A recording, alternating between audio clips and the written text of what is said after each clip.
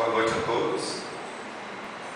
O tema que acabamos de ouvir, anunciado aqui pela nossa diretora do Departamento de Divulgação Doutrinária, ele foi extraído diretamente de um caminhão, quando estávamos viajando nestas férias. Os caminhões carregam a sabedoria popular, secular. E esta frase nos chamou muito a atenção. Estava escrita com português preciso e pontuação correta. Sem Deus, vírgula, nem peixe.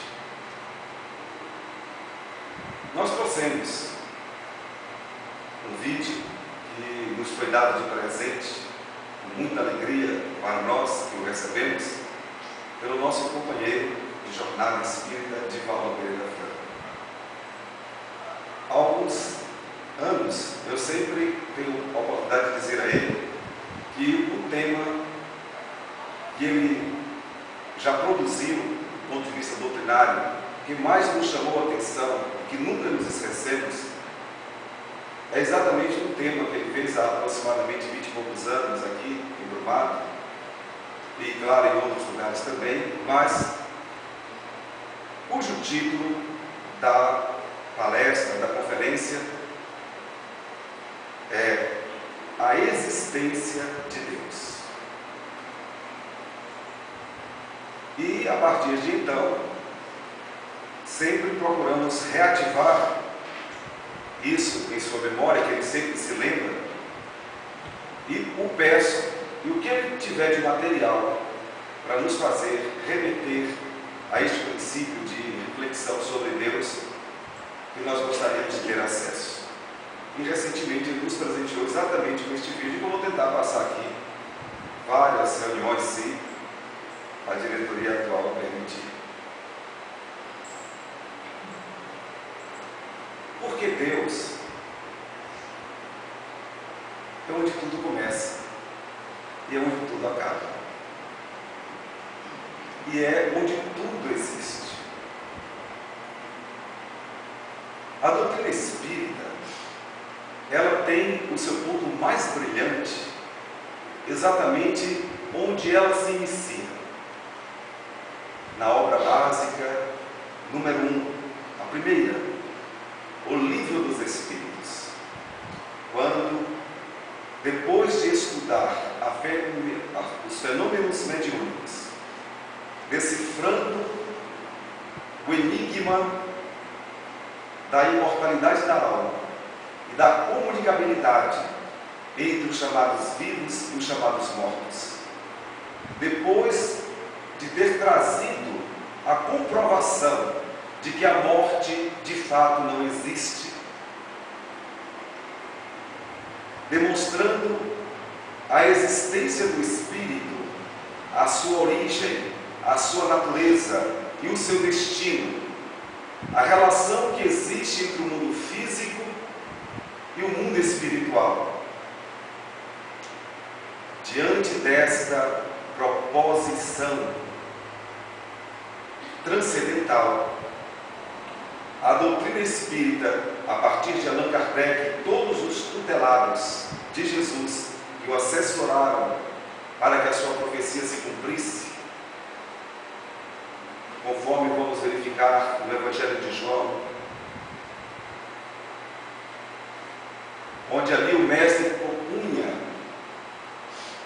um retorno para que se pudesse avaliar tudo o que havia sido dito e ainda se falar de coisas novas, que há 2000 anos a humanidade não estava intelectualmente madura para compreender. Diante disso, o Espiritismo cometeu um assassinato. O Espiritismo matou a morte. Razão de 50%, segundo os psicólogos atuais, dos tormentos humanos. Não saber lidar com o fenômeno da morte. não entenderam o que significa a morte.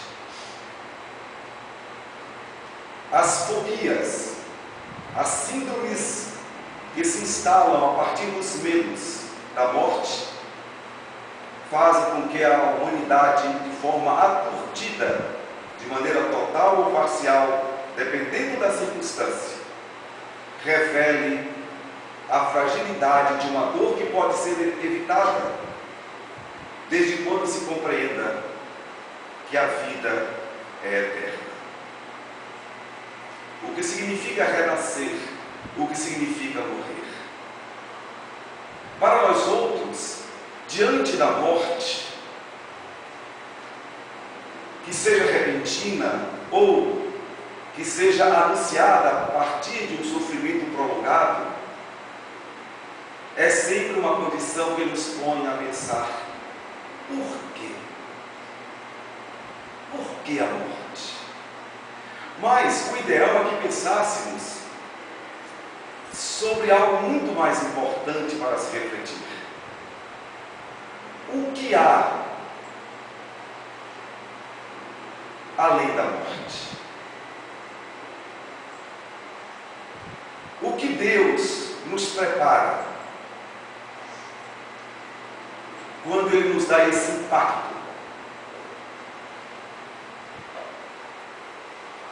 Como é que eu posso acreditar no amor, conjecturando com a ignorância que nos é própria? Se de repente o meu ser amado desaparece como se fosse uma fumaça,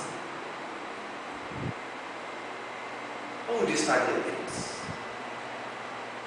Que permite ao coração humano entregar-se com totalidade, de dedicação, de afeição, de zelo e até de excessos a este ou aquele ente que se torna querido. E de repente tudo se apaga, como se a vida fosse vulgar, como se Deus fosse leviano. E então nós nos desesperamos diante disso. Que Deus é este? E a doutrina espírita veio nos responder exatamente estas questões. Esse Deus está nos mostrando que a vida terrena não passa de um pequeno, o menor dos grãos de areia que compõe todo o quadro de areia existente em todas as faixas do mundo. É insignificante. A partir de então, Jesus, cumprindo o seu papel de Filho de Deus, de nosso irmão, aceitando com toda a obediência o chamado divino, Ele aporta-se na terra, junta-se a nós como comensais comuns e nos diz: Deus é Pai e o meu reino não é deste mundo. E a felicidade se conquista através do amor.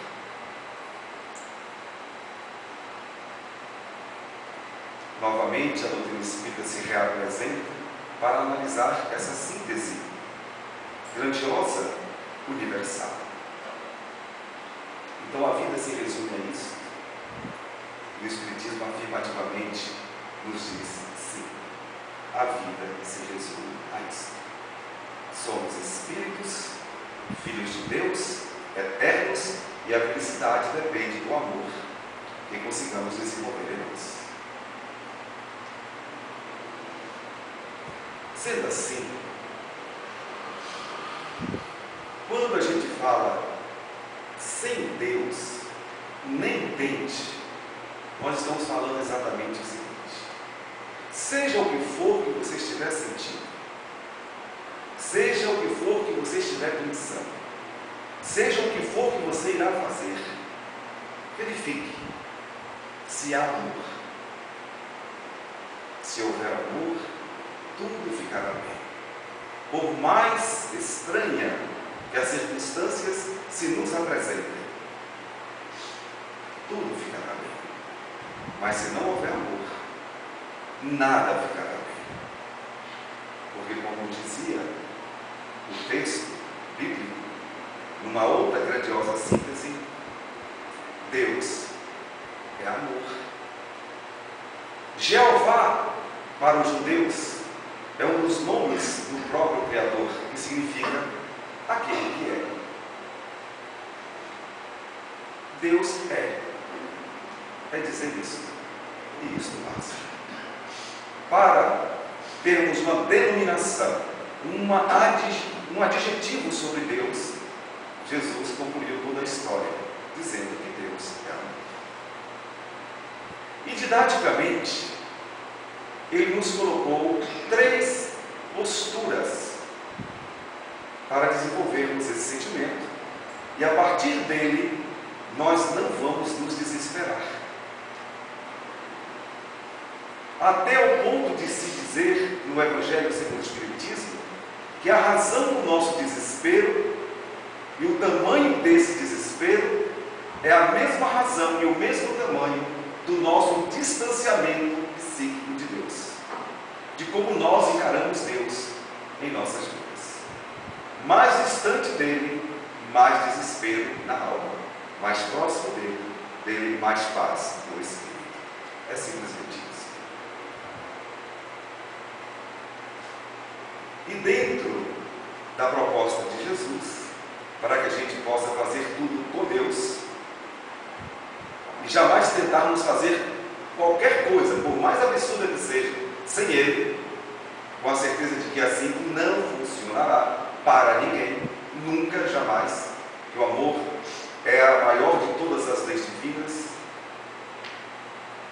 e imutável como todas as outras. Jesus nos coloca então amor a Deus acima de todas as coisas e ao próximo como a ti mesmo. Vejamos que aí teremos 3 indicações para direcionarmos a nossa capacidade de amar. Amar a Deus. Se esse amor a Deus não for tão intenso, tudo já ficará complicado a partir daí.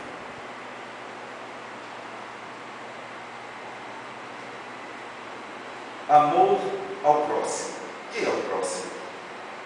O próximo são todas as pessoas, todos os espíritos criados por Deus, com os quais iremos conviver de forma direta ou indireta.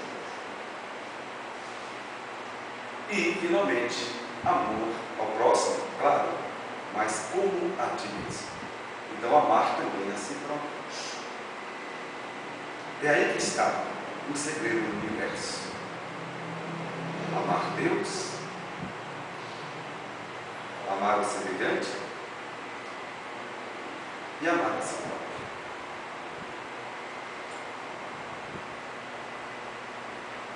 Amar o semelhante tem sido o teste principal de todas as reencarnações, nesse período transitório da nossa condição evolutiva momentânea.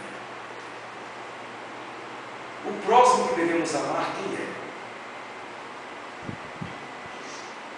Especialmente aqueles que se dizem nossos inimigos. Aqueles que nos trazem constrangimentos, nos colocam em provações difíceis, nos testam a capacidade moral de tolerar, de perdoar, de servir. E aí se abre um leque extraordinário de possibilidades. Então, todos os dias, nós somos testados, nós somos convidados, através desses testes, a desenvolvermos o amor ao próximo. A cada segundo, a cada ser vivo que encontrarmos, este próximo está nos testando a capacidade de amar. se vemos um animal atropelado numa estrada, se debatendo, qual o sentimento que nos vem ao percebermos esta cena? A mídia divulga a degradação humana de forma alarmante, mas, ao mesmo tempo, o Espiritismo admite que é necessário que assim seja, para que nós façamos comparações. Quem aqui não se comparou àquela enfermeira que fez aquela falta de amor com um animalzinho de estimação que foi gravado com um vizinho, saiu na mídia, na internet, todo mundo, o mundo inteiro acompanhou aqui. É importante percebermos qual foi o sentimento que tivemos ao ver aquela cena, sem querer nos condenar. Porque qual de nós aqui pode dizer que nunca maltratou um animal? Nunca se chateou por um animal fazer um xixi lá no tapete mais caro da nossa casa? Ou nem isso. Fez o xixi lá, a sua necessidade fisiológica, nós pisamos, todo mundo já pisou em dejetos de animais, especialmente os domésticos. E a repulsa que isso nos causou. Aquela enfermeira somos todos nós. É hipocrisia condenar? Lógico que é. Quem estivesse em pecado, atire a primeira pedra. Mas é importante a gente ver esse quadro, representando o que nós realmente somos, para verificar o grau de compaixão, de enternecimento, o quanto nos indignamos e nos chocamos ao percebermos esta cena. Antes de ontem, eu fiquei feliz ao verificar uma cena no aeroporto de Salvador, quando tinha uma jovem, isso era mais ou menos 8 horas da manhã, deitada, e tinha como travesseiro uma mala. Um casal que viu aquela cena, falava espanhol, chamou a atenção de todo mundo que estava ali. Naquele momento, inclusive, eu estava passando, vendo a cena e tentando comunicar se ninguém tinha visto aquilo. Eles tinham acabado de chegar ao Brasil. E achou aquilo um absurdo. Aí chamou a atenção de todos, pediu providências, até que finalmente nós também nos compadecemos diante daquela situação e do convite do casal e fomos verificar. E conseguimos entender, graças a Cláudio Moisés, um pouco de espanhol, que o casal estava indignado. Como é que a gente via alguém deitado assim e não fazia nada? Uma multidão passando para lá e para cá. Até que nos juntamos ao casal, procuramos verificar se tinha algum problema. Acordamos, verificamos ali rapidamente, naquela coisa do primeiro socorro, se tinha alguma coisa estranha acontecendo. Até que, para a nossa tranquilidade, a pessoa disse: não, desculpe. É porque uma pessoa ficou de me buscar aqui e até agora não veio. Aí eu peguei no sono. Não se preocupe. Ficamos tranquilos. Mas ficamos felizes. E ao mesmo tempo não. Porque foi um casal de estrangeiros que procurou saber o que estava acontecendo. Por que aquela pessoa estava ali e todo mundo indiferente? Esse é o detalhe, a intenção é que diz tudo. Nas obras espíritas se fala claramente sobre isso. A gente só vai saber o mal que fizemos em nossa vida, ou a ausência do bem que praticamos dentro do princípio do amor, pelas consequências, por aquilo que nós recolhemos dentro da grandiosa lei universal de ação e reação. Porque a cada um, segundo Jesus, será dado segundo as suas obras. Para dizer que, inclusive, Deus não é injusto. Ninguém passa por aquilo que não foi programado. Isso é tão velho que Jesus afirmou que até mesmo cada folha que cai de uma árvore, ela não cai sem que Deus não consinta. Não tem nada absolutamente fora do lugar. Se tem alguma coisa fora do lugar, somos nós que ainda não entendemos a grandeza de Deus. E ontem, especificamente ontem, conversávamos com Elci, que pediu que em seu nome falássemos às pessoas que estão habituadas a recebê-la, ou a tê-la aqui como recepcionista do nosso trabalho mediúnico, que ela não estará aqui esses dias, porque ela se mudou para a cidade de Vitória da Conquista. Ela fez questão de dizer o inusitado de como tudo aconteceu, uma dificuldade pessoal, algo parecido, e chegamos à seguinte conclusão: se ela não tivesse passado por aquela dificuldade, algo que ela teria que fazer não seria feito. E agradecemos juntos a Deus pela dificuldade que ela enfrentou. E a partir daí, ela fez a reformulação que Deus queria que ela fizesse. E nos recordamos exatamente que nesta mesma palestra em que Divaldo Franco falava sobre a existência de Deus, isso está filmado ainda em fita VHS, ficou ali a cena gravada da nossa companheira de trabalho, Elci, adentrando, carregada nos braços, chorosa, porque havia acabado de enfrentar o desencarne da sua mãe. Logo em seguida, após a palestra, onde Divaldo Franco falou sobre Deus, ela veio ao centro espírita e ficou até os dias de hoje, já me falando que já está engajada, já está disputada lá em Conquista por vários centros espíritas, porque cá entre nós, quando alguém sai de Brumado para uma cidade próxima, especialmente Vitória da Conquista, dizendo que fazia parte do movimento espírita, a pessoa é disputada a tapa, porque as pessoas confiam que o espiritismo de Brumado é tratado com extrema seriedade. Então, reconhece-se aí uma mão de obra especial, de pessoas idealistas, de pessoas dedicadas, disciplinadas, que estudam para darem de si o melhor. No final do ano passado, a nossa apresentação teatral nos falou de um grande pecado que nós temos, que é a preguiça. Um dos pecados mortais apontados pelos textos antigos também, a preguiça. E nós conclamávamos às pessoas do movimento espírita local que nos assistiam a que fôssemos menos preguiçosos no ano seguinte, que é este ano que nos acolheu, onde temos a oportunidade de começar tudo outra vez.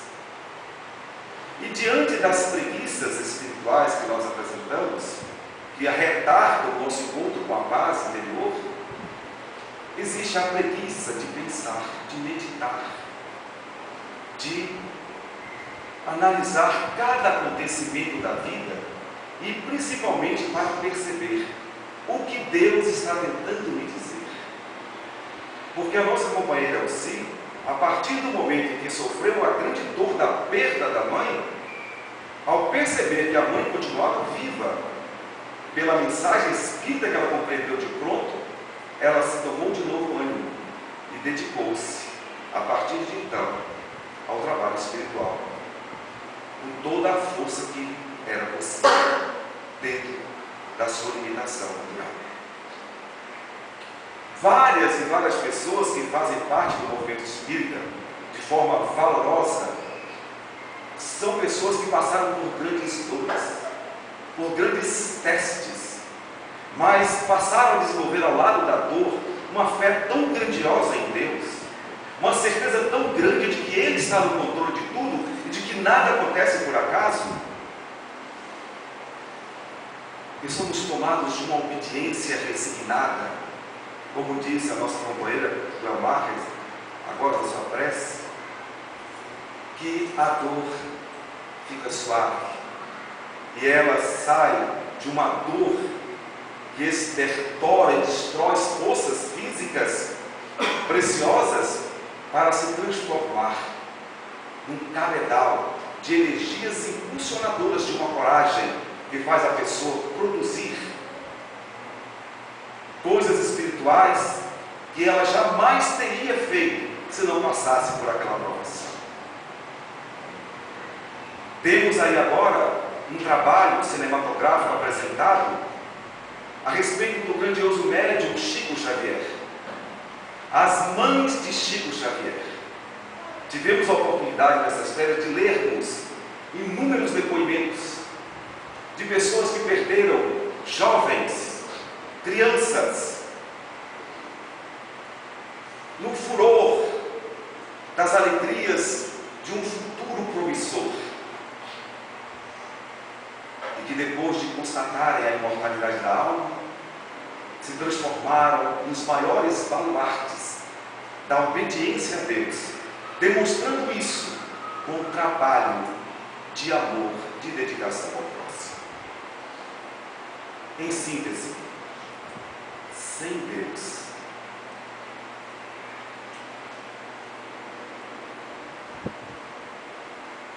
não vamos andar. Vamos concluir hoje a nossa breve reflexão sobre esse tema inesgotável, apresentando aos senhores um clipe que já foi divulgado pela internet, nos celulares, no mundo inteiro, demonstrando, de forma muito simples e muito direta, o que acontece com quem não consegue perceber que Deus está acima de todas as coisas. Vamos ouvir o clipe, encerrando a nossa reflexão, com reticências que voltaremos, claro, a refletir muitas vezes sobre esse tema. Nós e Deus, nós e o amor. E logo em seguida, certamente, teremos o encerramento de uma prece programada pela direção desse trabalho. Está pronto, André?